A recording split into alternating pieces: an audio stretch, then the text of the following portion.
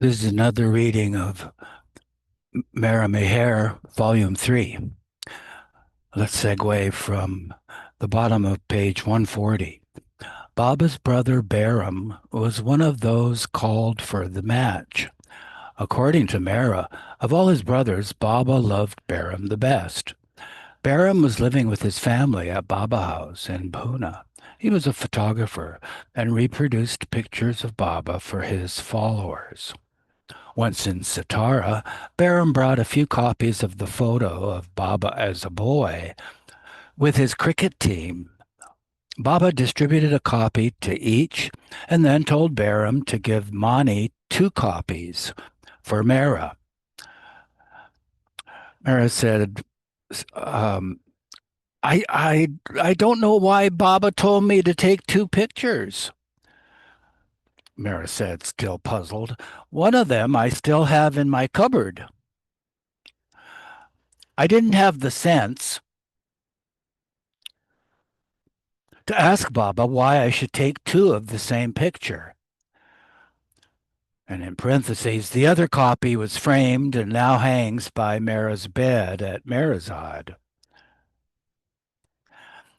At Meherabad, Baba had given Mehra a signed photograph which she kept in her room on the hill. At Satara, she mentioned to Baba that she would like another signed photo to pray to and keep by her bed. Baba immediately asked for a pen and signed a photograph of himself by Baram that Mani had brought to show him. Mehra kept this photo too by her bed. The sidebar says each of the other women also received a signed photo from Baba at this time. Baba continued his seclusion work until the end of July, going out occasionally on must work. He gave darshan in Bombay on 14 July and visited Meherazad before returning to Satara. On the 16th, Mani wrote the Heflingers in Switzerland. Quote, Baba returned yesterday. We were expecting him to come earlier than planned, and all yesterday afternoon we would rush out at the least sound of a car in the distance. It's only at such times that one realizes there are so many cars, even Satara, even in Satara. During their years in Satara, Baba enjoyed long walks with the women. Satara was so beautiful, Mehra reflected. Perfect, really.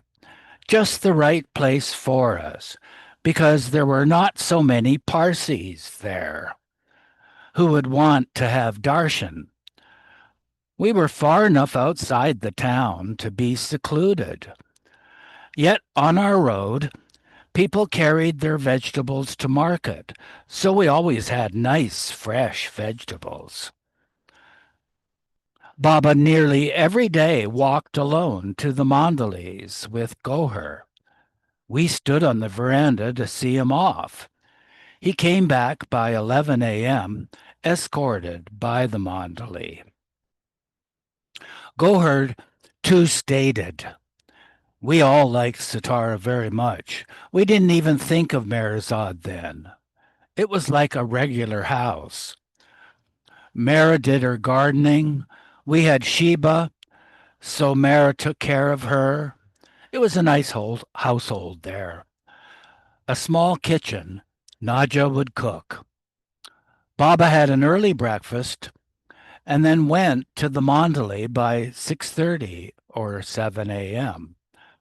The sidebar says, Mehra had a young servant girl working under her to help her in the garden. Goher wrote to Adele Walken on 13 September 1955. Satara is lovely, open country. with a view of beautiful surrounding hills. It is a very quiet place and rather a poor town. Baba likes this place. Every morning on his way to the Mandalay, Baba takes a long walk at about 6:15 or 6:30 a.m. Sometimes so early there is scarcely anybody on the road. Peter accompanied Baba on his morning walks to the Mandalay's house. On 16 August, when he was out on his own, Peter was hit by a car, but was miraculously not badly hurt.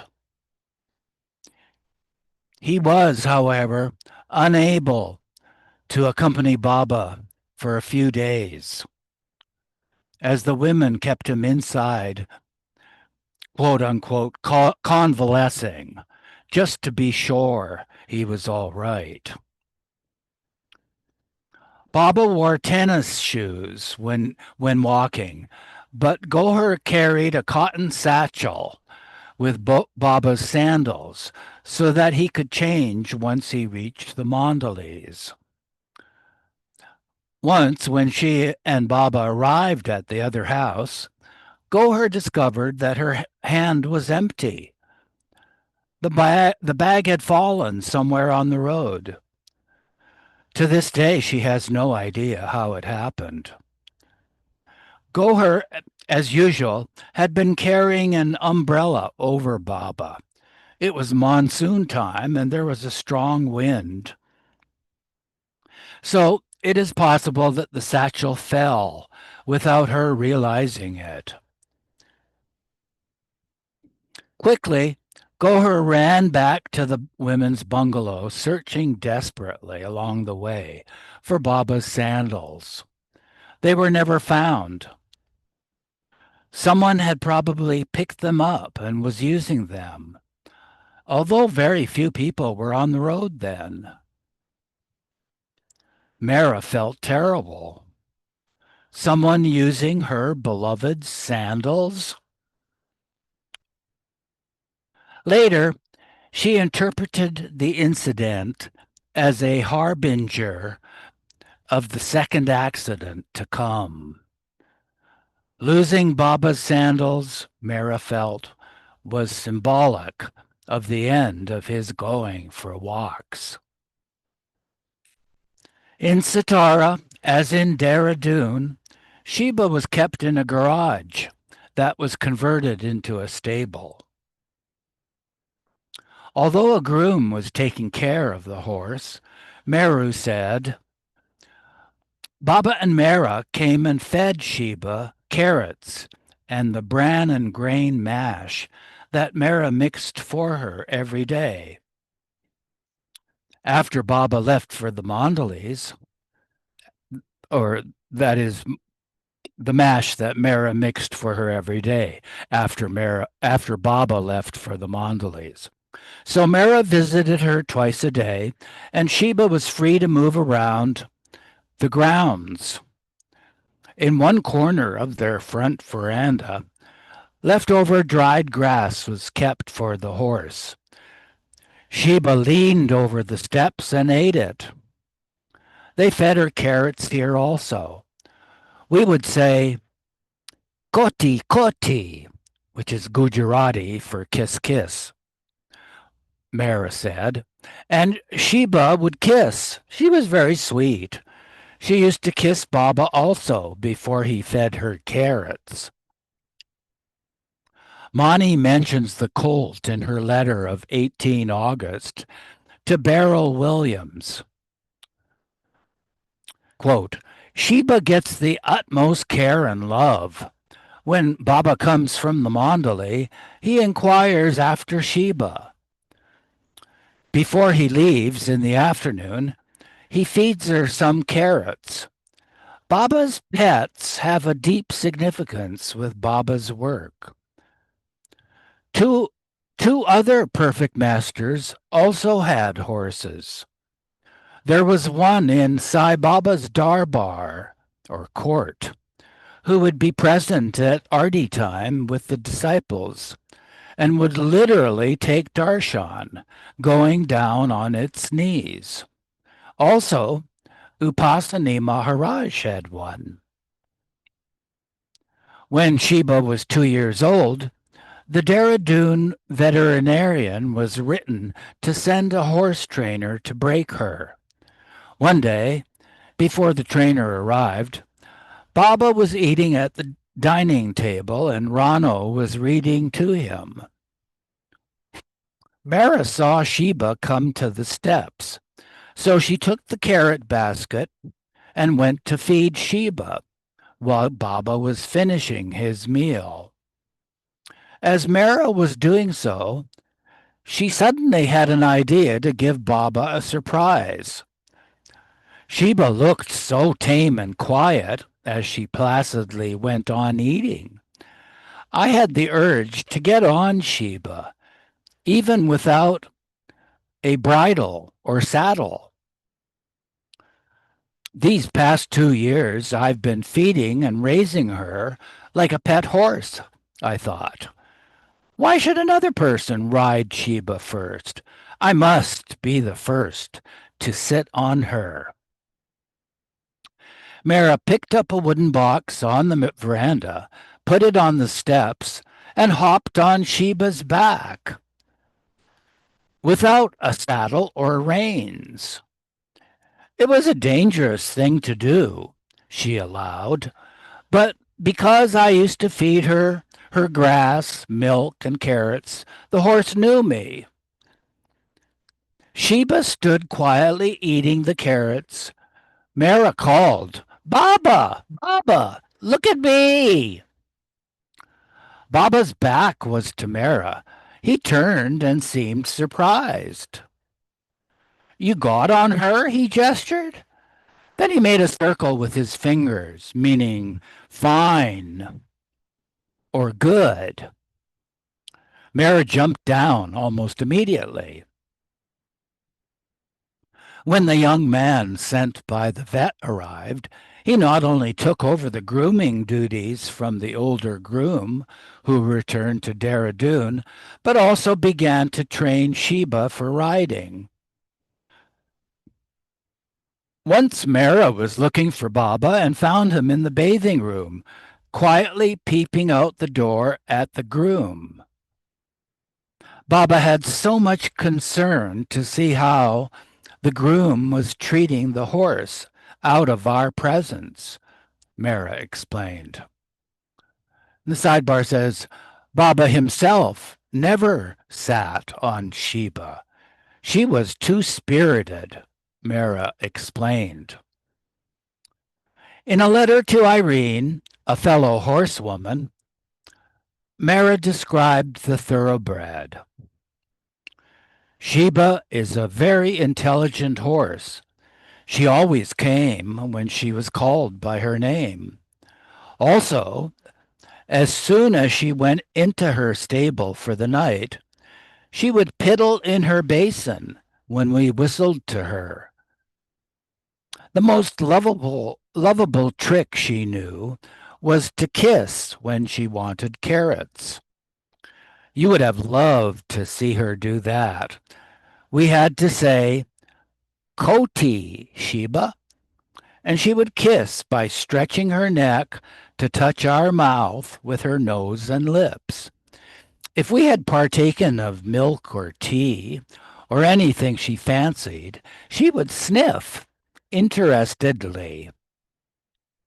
In Satara, our compound was very big with no particular garden, a good open space, surrounded by a high green hedge, and it was convenient for Sheba to be free.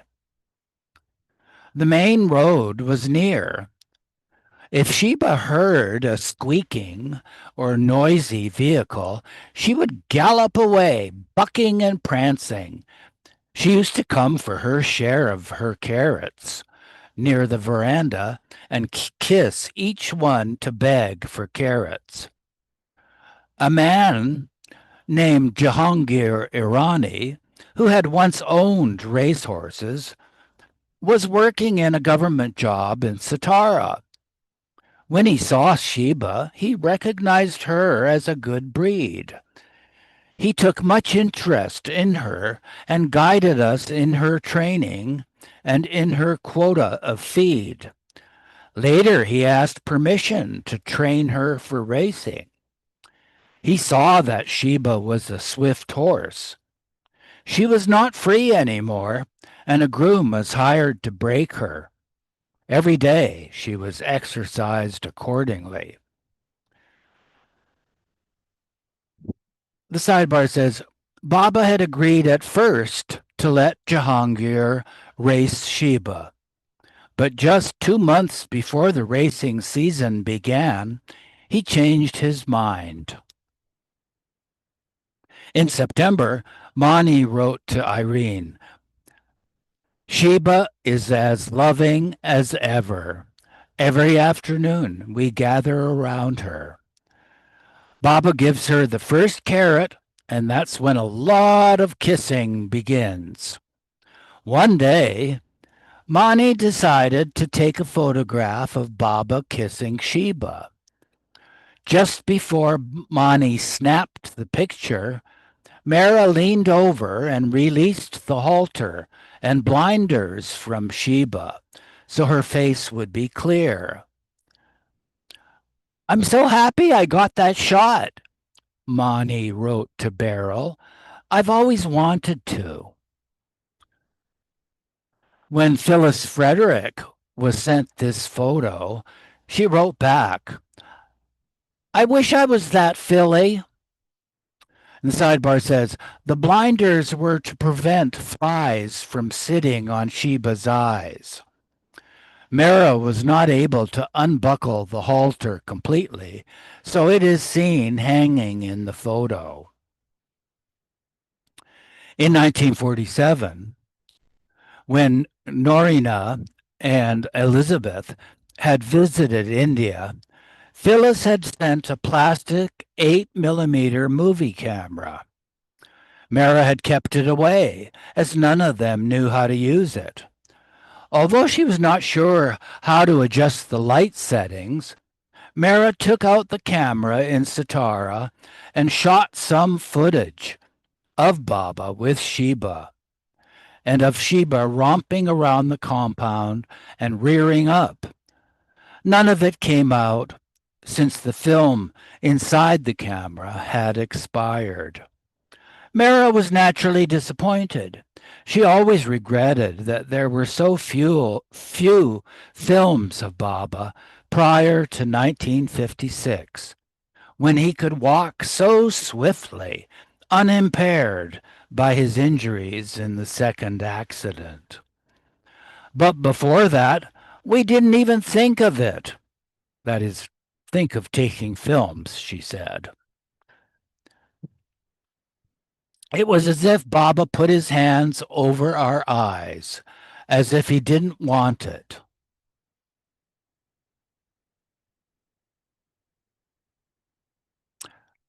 Deb, you want to read for a bit? Unmute first. Yes, thank you. In mid-October, Baba left for Meherabad, where arrangements were underway for a month-long sahavas. Baba had decided to hold 4 separate sahavis of 1 week each, divided by languages: Hindi, Marathi, Gujarati, and Telugu. This was, as explained in a circular, in order to give the fuller benefit of his sahavas to each, to facilitate better accommodation to all, and to save time spent in endless translations in the different vernaculars of anything Baba wished to express through hand gestures. Baba returned to Satara after 4 days and left for Ahmednagar with the women and men mandali on 27 October. Along the way, he stopped at the Yuravada Central Prison and gave darshan nearby. The women stayed at Bindra House while Baba was at the prison. During the 6 months they were gone, Baba, the women, and a few of the men stayed at Meherazad, and the rest of the Mandali at Mehrabad. The Sahaba's program did not begin for a week, but Baba went to Mehrabad daily for inspection. Mani described their return to Meherazad in a letter to Irene. On the way, when we left Satara, we stopped at Gaimais, where later we saw Arnavas, Rhoda, Mystery, and Nargis, Dada Chanji, Carmen Masi, Dina Talati, Arnavas's aunt, and Rhoda's 3 boys. From Pune, Roshan Satya Kerawala came with us in the car. We stopped at Sharim Mai Akbar Press. Baba sent his own wheelchair for her use, as she is all bedridden with arthritis. On another bed was Alu Satya. Baba embraced each of them. As Baba embraced each of them, we thought of Jesus. It was all so sad. Then we saw Gulmai. She has aged a lot and was recovering from an accident in which she burned both hands during cooking. Paroja, Audie Sr.'s sister, was there too, and we had a glimpse of Dolly, Audie's other sister. Irene Conybeare came on 2nd November evening with Don Stevens and Francis Brabazon. We see little of Baba these days. He leaves early in the mornings and returns in the evenings. The weather has been kind these days, and Baba looks so beautiful as he left in his favorite pink coat. Arnavas's 22-year-old brother, Nozer, was a pilot in the Indian Air Force. In mid-October, he perished when his plane crashed into a lake. When Arnavas met Mehera in Pune, Mehera comforted her and showed her a card with various scenes of Jesus as a child. Under each scene was a quotation of Jesus, which Mehera read aloud. I felt so attracted to that card, Arnavas remembered, as it had touched my heart. Mehera must have felt it too. She gave the card to Arnavas's sister Rhoda, who had admired it also, but she sent for more from America. When she received them, she sent one to Arnavas with a letter, dictated by her but written by Goher.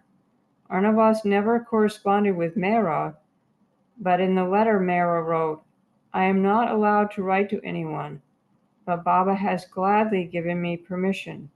She explained that she knew Arnavas would like the card, so she was enclosing it. Arnavas was deeply touched. I felt some close connection. So many things Baba has made me feel the special connection I have with Mehera. Internally, I was always drawn. I always had a special niche in my heart for Mehera because we had that connection. Not only that, but Baba also wanted it for his own reasons. After the Sahabas on 11 December, Baba returned to Satara with the women, resuming their stay at Grafton. The owner of Grafton was a wealthy Parsi woman named Mrs. H. N. Cooper. She lived in a house not far from Grafton, and the women could see her home from theirs. She had 3 children, and her father-in-law had been knighted during the British colonial days. Mrs. Cooper is very nice, and though she doesn't actually love Baba, Mehera wrote to Irene, she respects him deeply and constantly keeps in touch with Goher. She even came once or twice to see Baba. Later, Mrs. Cooper also came to Guru Prasad once.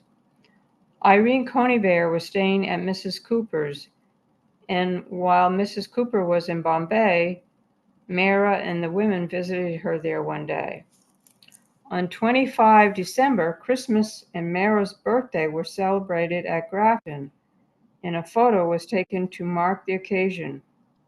Khurshid and Sunamasi arrived from Bombay and stayed for a few days. Oh, excuse me. There's a bunch of paragraphs in the online version, Oh, or the digital version. Do you want to read them, starting from probably Arnavaz was deeply touched? yeah. Arnavas was deeply touched. I felt some close connection.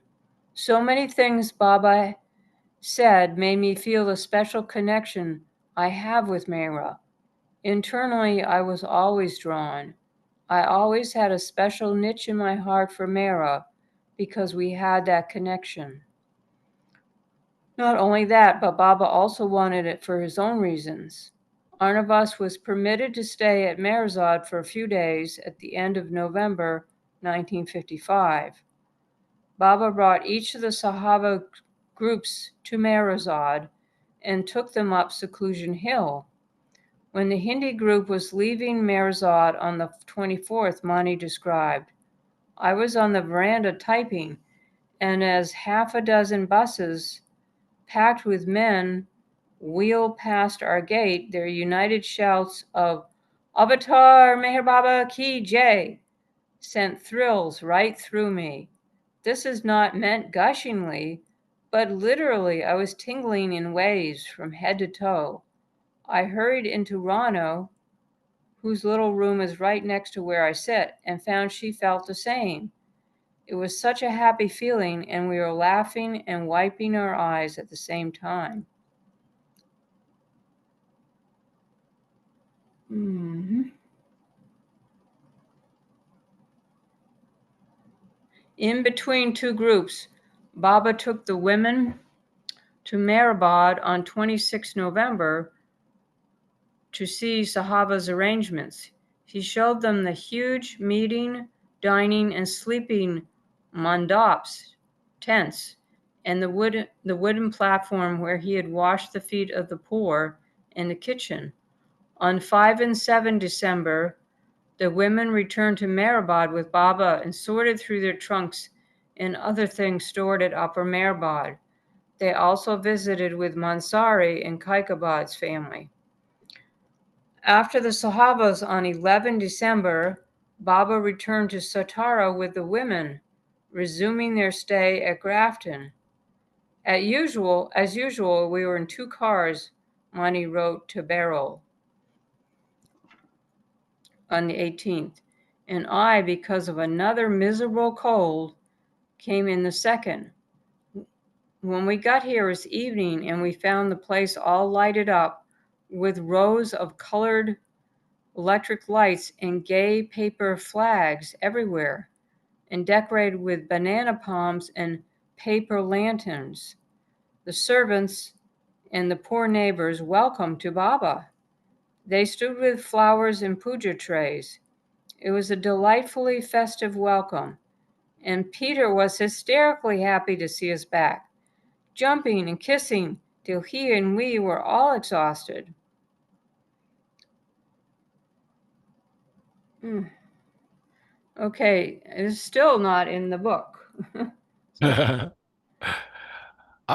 Well, I think you got to the place where um,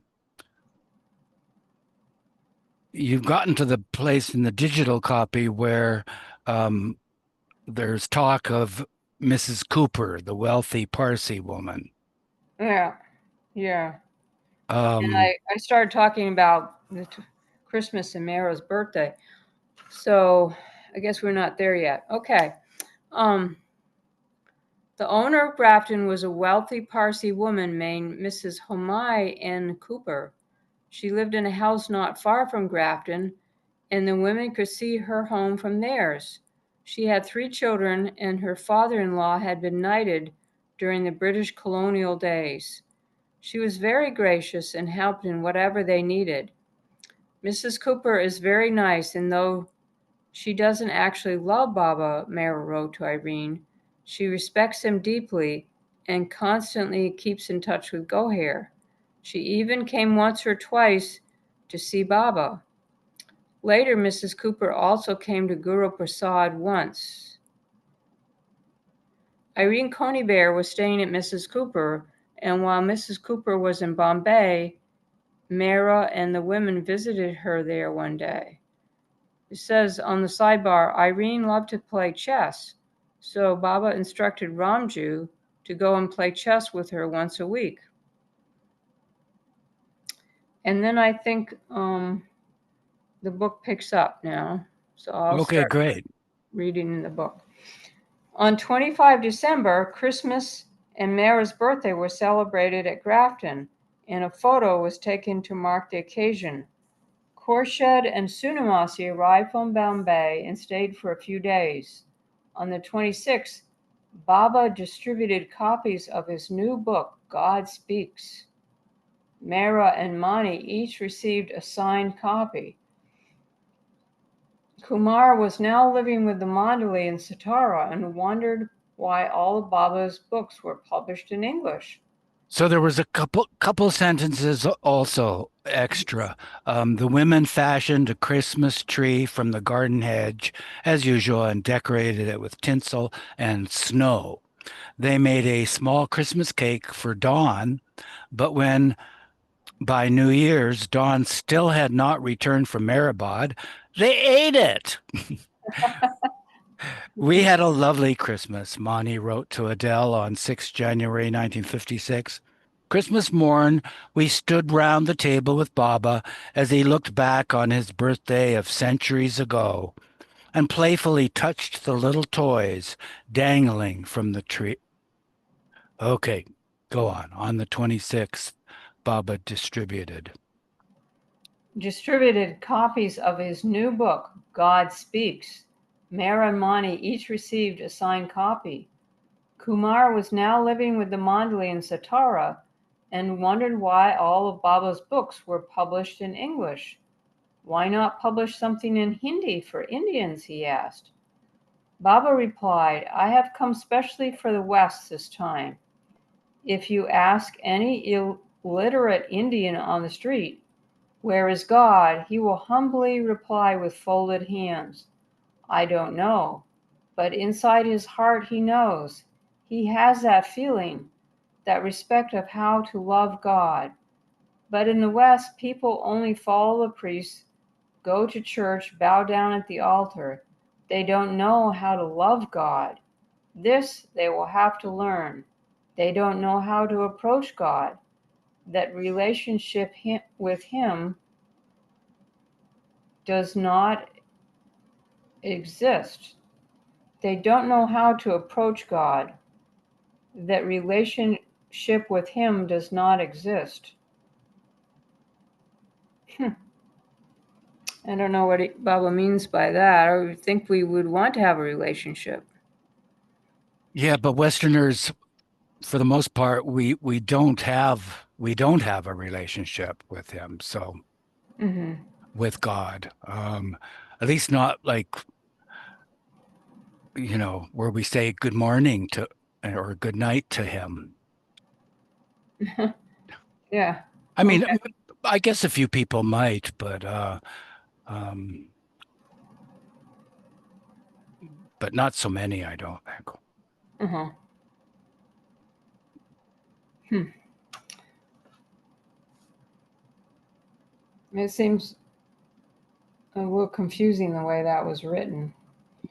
Um, I guess interpretation of Baba's gestures. There was a church near their house in Satara. Mani wrote to Irene apropos of the new year. Here in Satara there is a lovely old church, and from our beds we heard at midnight the lovely peal of bells ringing. It always brings a thrill, as if one can see the new year walking in.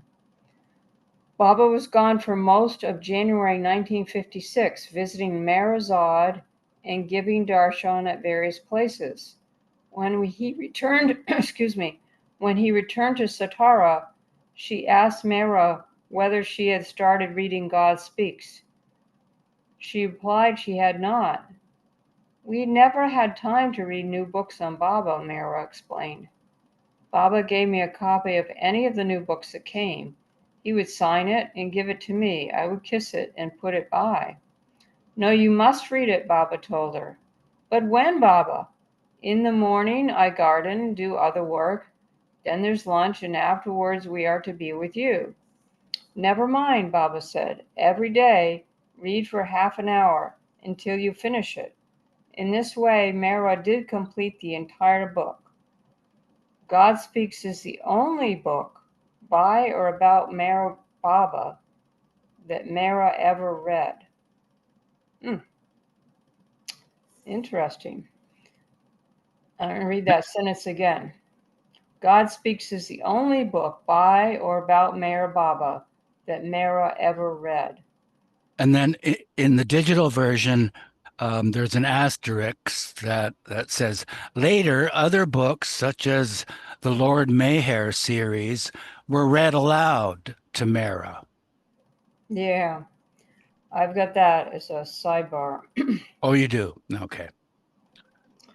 Um, from 14 February, Baba went into seclusion at Jal Villa for 4 days, and he fasted during this period.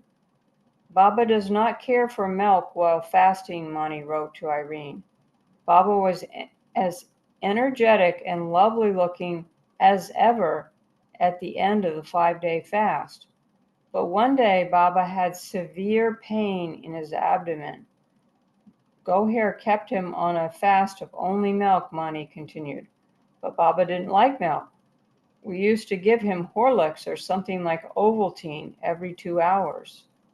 And there's a sidebar on the previous page. The women Mandali also fasted for 24 hours on the 15th on 2 cups of tea or coffee taken once. Uh-huh. From 1956, Baba declared that his birthday should be celebrated every year on the 25th of February and not according to the Zoroastrian calendar. That year, Mehera had the idea to make a veil of flowers similar to one worn by a Muslim bridegroom that had been placed on Baba in Nasik on his birthday in 1937. Mehera fashioned the veil herself, and Baba wore it on his birthday. Mani took a photo in the dining room at Grafton. So there was another sentence. The women celebrated Baba's birthday that year, according to the Zoroastrian calendar, on 11 February 1956, and again on the 25th. How Uh-huh, nice. uh-huh. Two birthdays, yay. The Irani New Year was celebrated a month later on 21 March, and Naja, as usual, made a king-sized pot of faluda. I forget what Faluda is. I don't remember. They often made rava, and that is like semolina and um, raisins, almonds, I think sugar also. So a picture of Baba. It says in Pune. Definitely the years are starting to show on Baba Yeah, since the American accident. well, Whoops. he he squeezed every drop out of his body that he could. He had infinite power, so he could. Nice picture of Sheba Mm-hmm. with Mara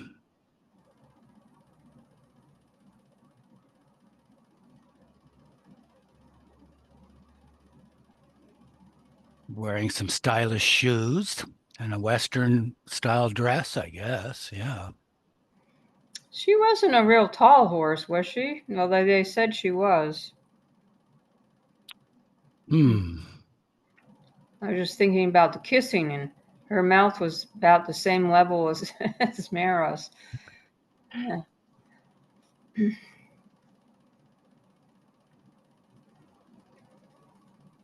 So this picture with Sheba's in 55, 56. Sweet.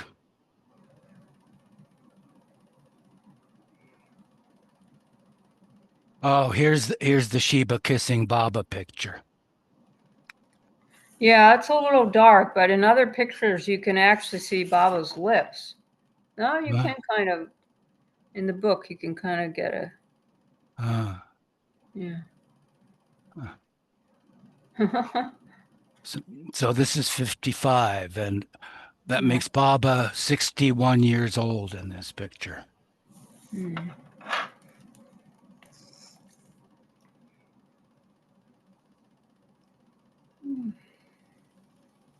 Do you have this picture of the newspaper um, cut Yeah, out? Okay. I don't think I could tackle reading it right Oh, now. okay. Uh-huh. Are you going to read it? You want me to? If you're up for it. Sure.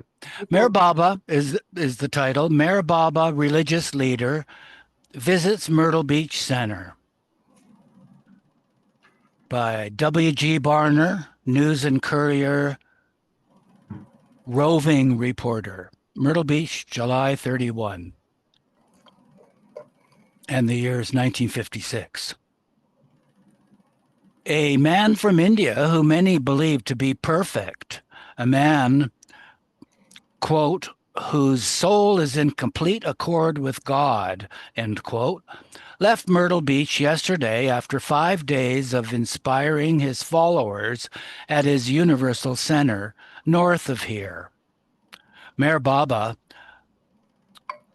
quote, the perfect master, end quote, will continue on to another center in the Ohio Valley and to visits with his followers in Los Angeles, San Francisco, and Australia before returning to his native India. More than 150 persons from all parts of the United States came to see Baba on this, his first visit to America since 1952. 50 of them stayed at the Meher Center on the lakes, an 800-acre refuge 8 miles north of Myrtle Beach. Baba and 4 of his disciples and many of his followers were the guests of Mrs. Elizabeth Chapin Patterson at the center given by her for the continuance of Baba's work. To the thousands all over the world who follow him, Baba is the world's most perfect man. As one follower explained it, he is perfect, like Jesus was perfect. And the caption of the photograph says, Meher Baba at his Myrtle Beach Center, religious leader receives lei, the Hawaiian word for garland, from his followers. And those followers all look to be Indian in the background. yeah, it's Audie Senior on the left, and then I think Dr. Nilu, um, Erich, and maybe Margie. Yeah, I think. Okay.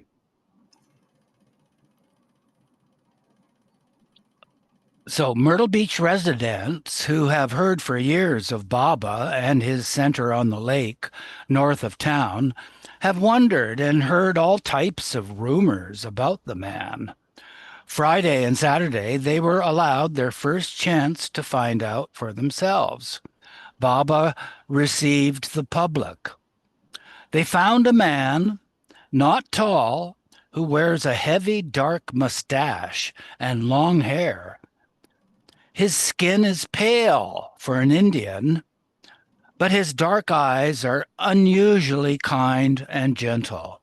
He moves with an air of grace and shows a warmth for his followers through a kind smile.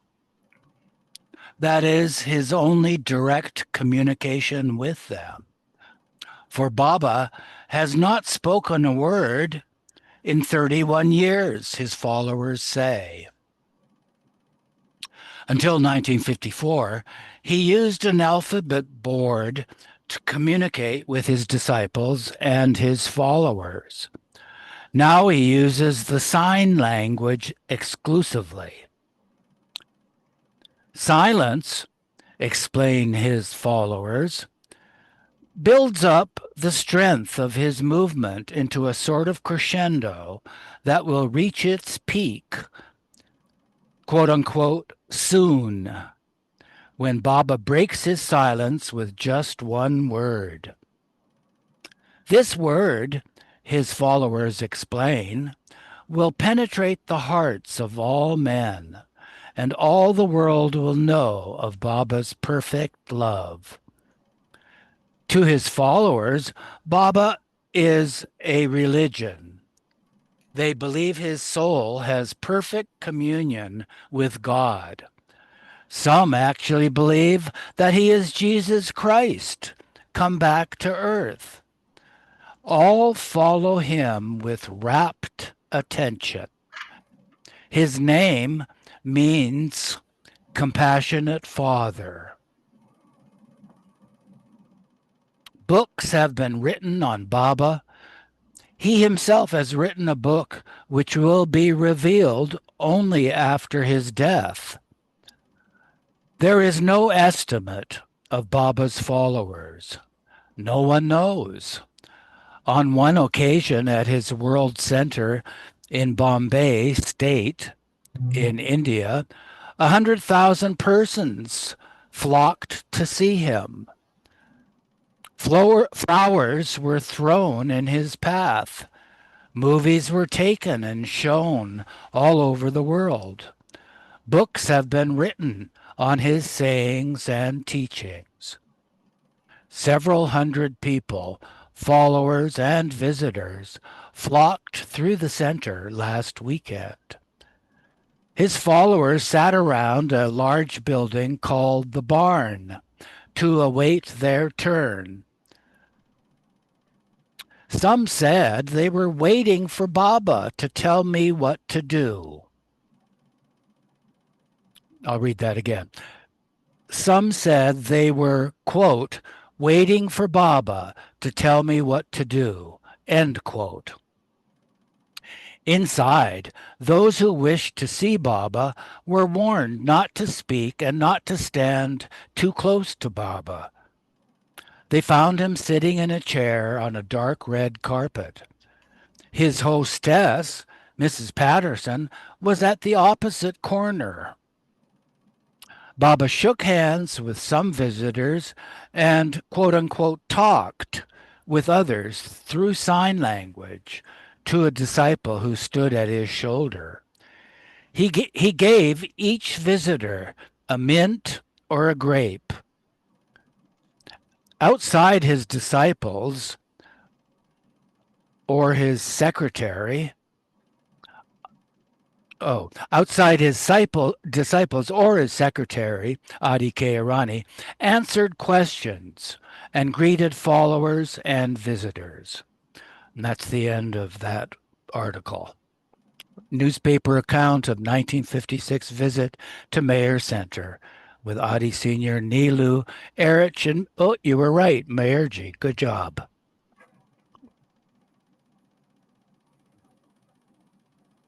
Oh, yeah, it was right there.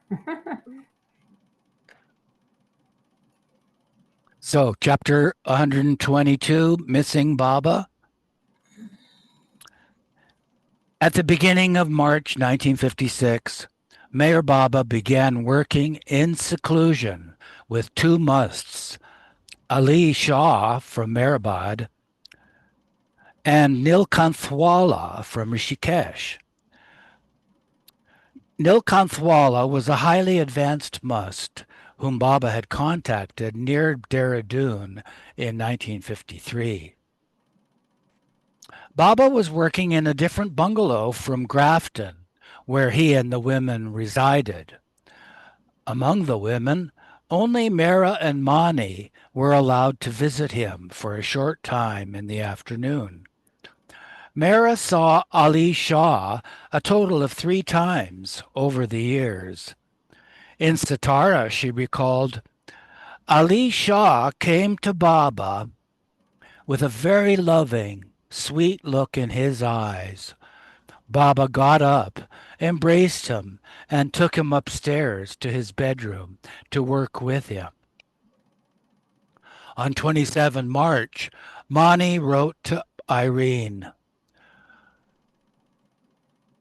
when we go over for our afternoon visit to where Baba is working with musts, he seemed as happy as always with musts, but also seemed quite exhausted.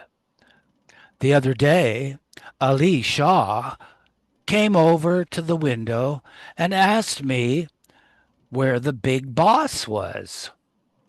He cannot tolerate being parted from Baba for even a while. Also at nights, he would walk out of bed asking for his beloved boss. But when Baba went over to the window, the little bust looked fit to burst with happiness and chattered away in 2 languages. Obviously, it was a joke between Baba and himself. We got nothing beyond the words that never somehow made a sentence. Baba nodded, smiling most happily, and the must gave one of the heartiest chuckles I've heard. He has the most soulful, loving eyes. Baba never tired of telling us about the musts, Ali Shah and Nilkanth, whenever we went over. The other day, he gave us a delightful imitation. Imitation meaning action picture of the Rishikesh must sudden transitions from vigorous action to supreme inaction. In the latter phase, he lies or sits in complete immobility, often with eyes closed. When Baba would suggest something, a bath, for instance, the must would jump out of his bed. When Mehera and Mani came to Baba's bungalow to visit, whoever of the Mandali was with Baba, Bao, Pendu, or Savak Kotwal,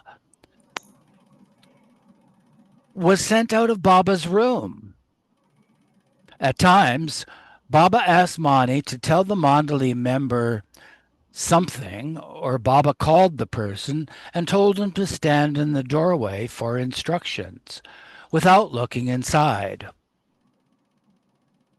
At the end of March, Baba left Satara for Aurangabad, where he wished to bow down at 56 shrines and to 56 poor persons. He returned on 2 April. During the time Baba was away, Mani, in a switch from eternal typing, that was in quotes, a switch from eternal typing, put on an apron and decided to try her hand at cooking.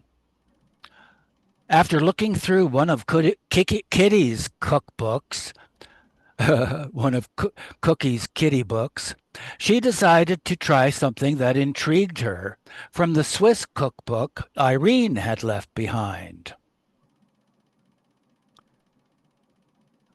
And the sidebar says, no one had any memories of the result.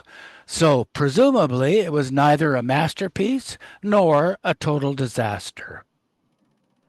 Throughout April, Baba began a series of fasts, sometimes taking only rice and dal once a day, sometimes a cup of tea 3 times a day, and at times nothing at all for one day.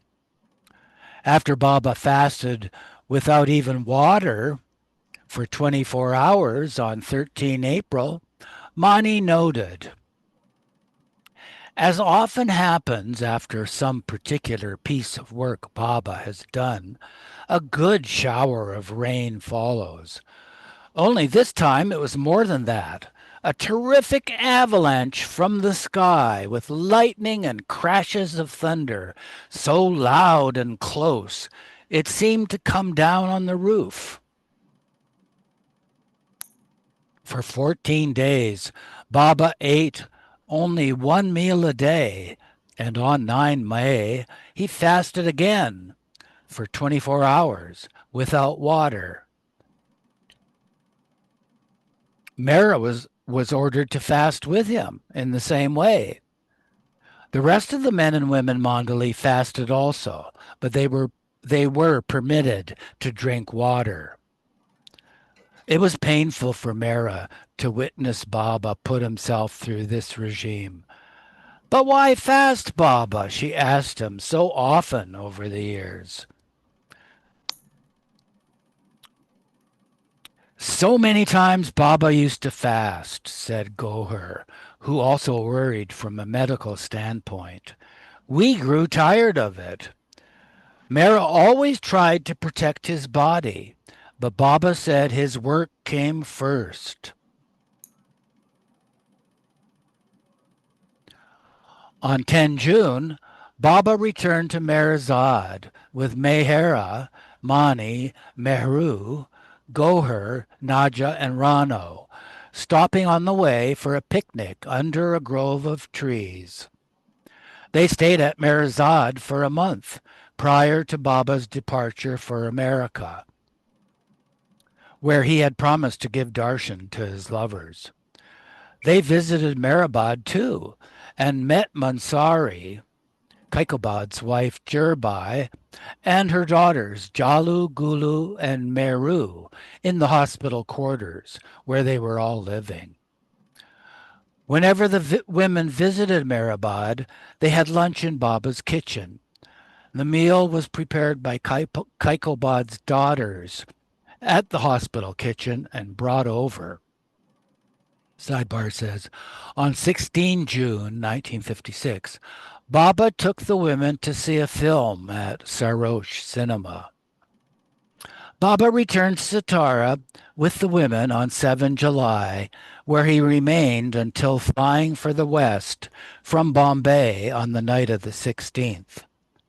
According to Adi Sr., before he left, Baba, being repeatedly requested by the women Mandali, agreed to have some new clothes made, and a pink and a green coat were made for him by a local tailor. The women also had new sadras and white pajama-like pants stitched for him. In general, the women were not sorry about not accompanying Baba to the West. We were not eager to go with Baba to the West in 1956 and 58, Mehera commented. Baba had to go for his work, for his lovers.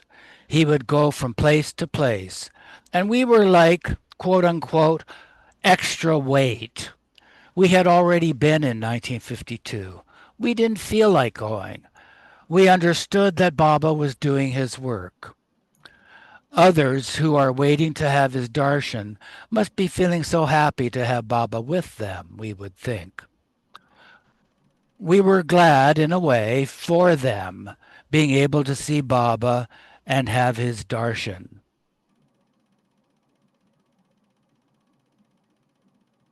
Oh, I should read a sidebar before it disappears. On the way to Satara, Baba had the car stopped in Pune at Baba John's tomb, where he instructed Mehera to offer a garland and a few coins.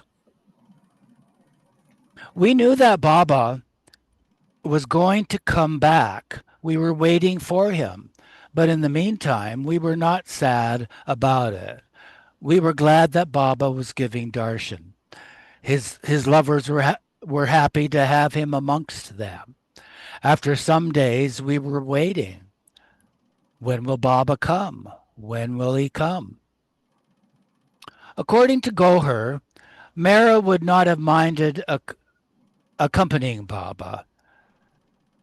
I didn't want to go with Baba in 1956, Goher stated, but Mara would have liked going to the West.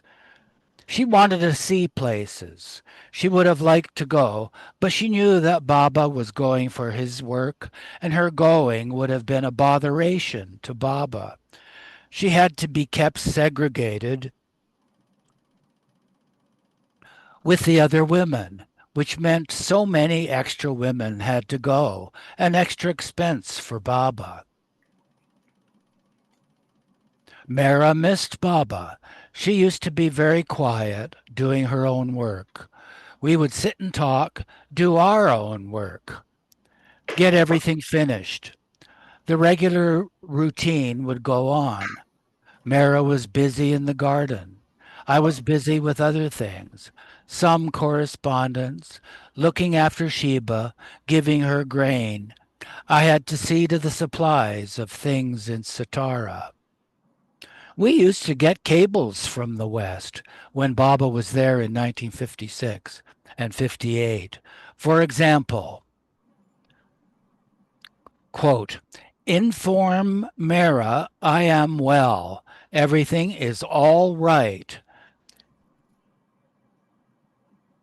Inform Andernas, meaning insiders. Mara didn't write to Baba. No one wrote to him. We didn't worry that he was so far away, that something else might happen, like the first accident.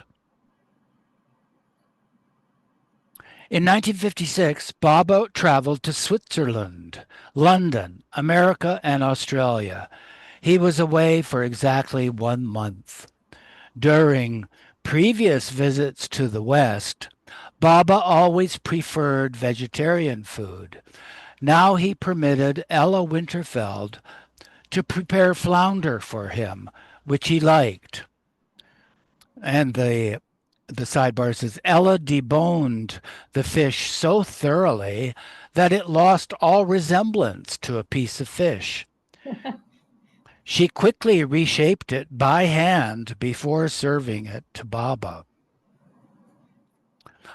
Also, spinach. In America, Baba told his lovers about Mara and Mani. Quote, my sister Mani loves me very much. She doesn't worry about anything. She simply obeys me. From morning to night, she is working for Baba.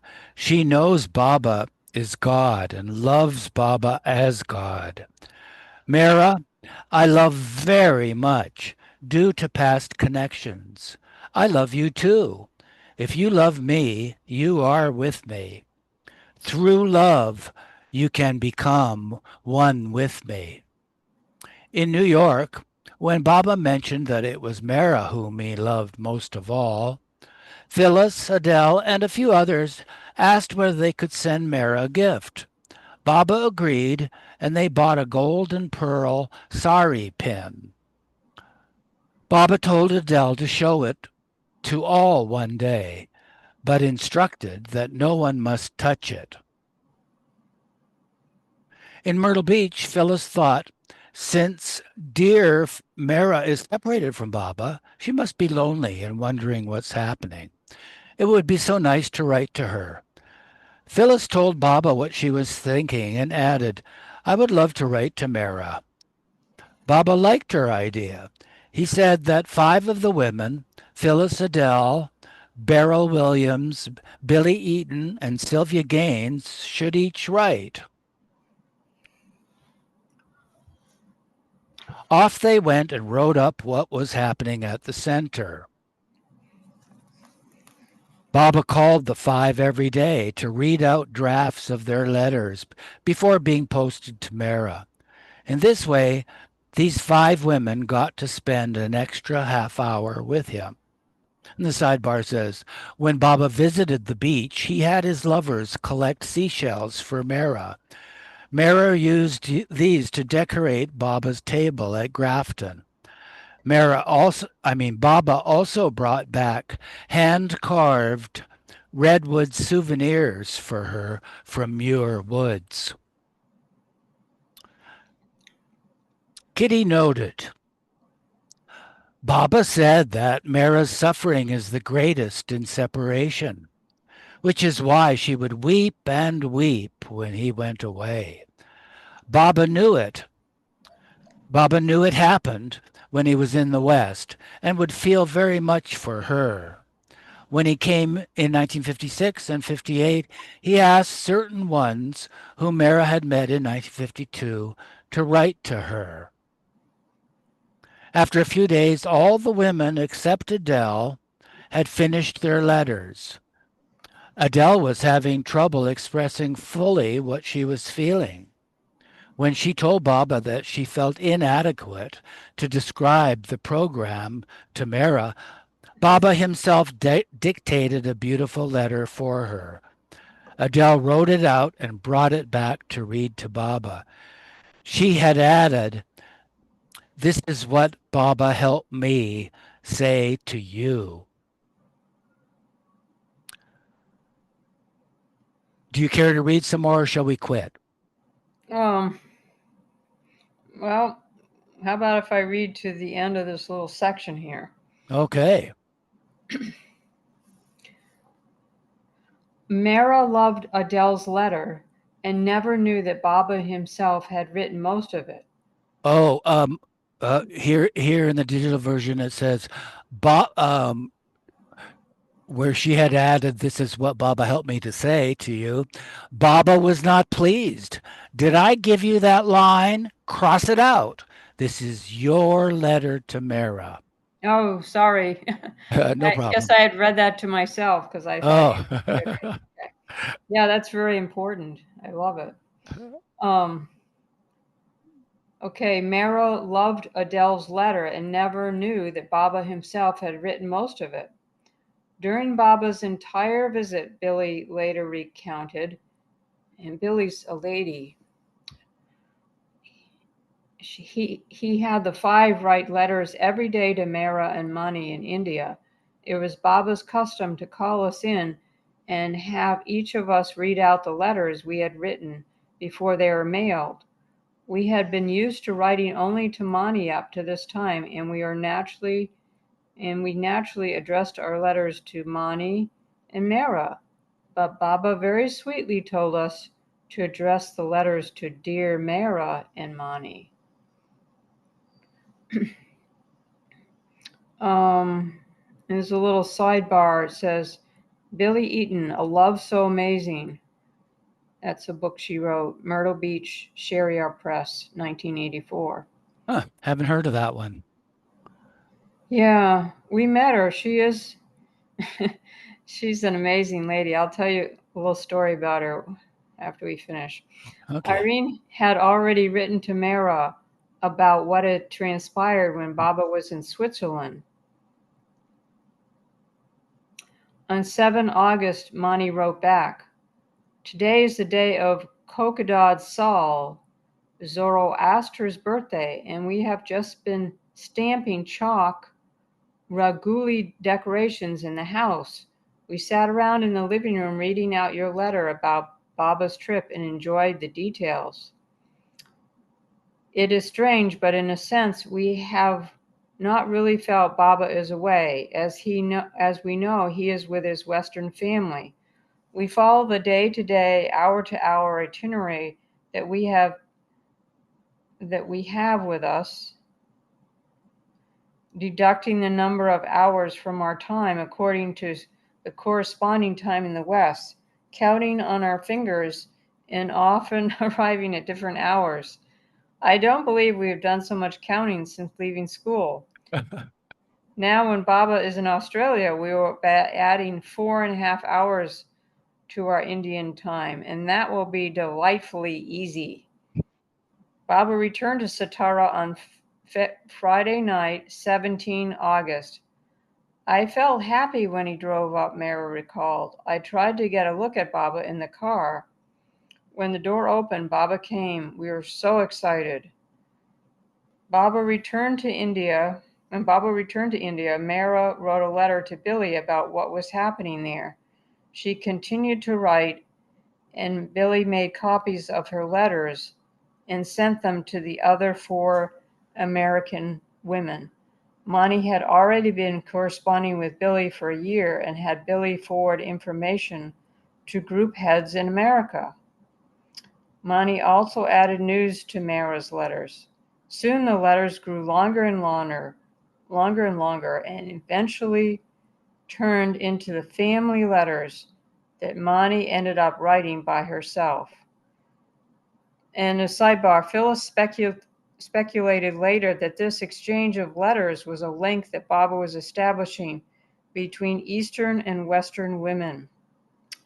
And there's another sidebar Mhm. that says Mani described Baba's arrival. The boys and servants had set up some fireworks and made a lovely archway of flowers and colored lights. Baba looked so beautiful in his garland as he stood beneath it, smiling in appreciation and love. The Mandali had made a giant-sized bouquet, which included Dawn's big homegrown dahlias. Hmm. Okay. So shall we stop here at near the bottom of page 152, where we'll pick up next week? At the little black leaf. I guess that's a leaf. Yeah, I think so too. Okay.